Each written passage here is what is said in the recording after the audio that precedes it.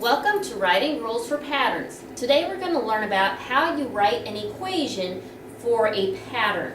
So it's either writing an equation or also called writing a rule.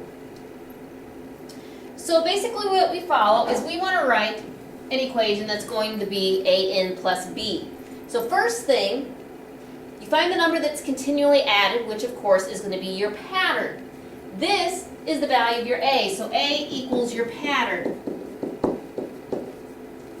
If you're adding, it would be positive. If you're subtracting, it would be negative. B is going to represent the number that comes before the first term. So you're going to have to think backward on that one. So let's go ahead and do, where n represents your term number, so you can figure out each and every term number. So we're going to start with our first pattern today. We're going to write the rule for the following pattern and find the 15th term in the pattern. So we have the pattern 5, 13, 21, and 29. First thing that you have to do is look and see, well, how much is it growing by? From 5 to 13 would be adding 8. From 13 to 21 would be adding 8. And then from 21 to 29 would also be adding 8. So what that means over here, my a is going to be a positive 8. Now the next thing I have to do is figure out what my b is to write my pattern.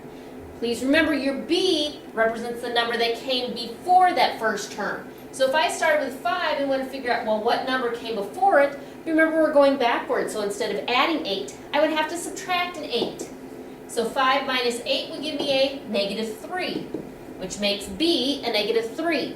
So my equation for this pattern then would be 8n minus 3. Now this does not end the problem because once I wrote the rule, I want to figure out what is the 15th term in this pattern. So to figure that out, all I have to do is plug 15 in for n. So off to the side, I'm going to go 8 times 15 minus 3. Put it in the trusty calculator.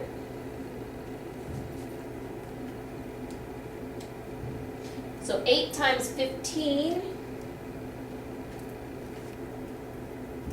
just a second.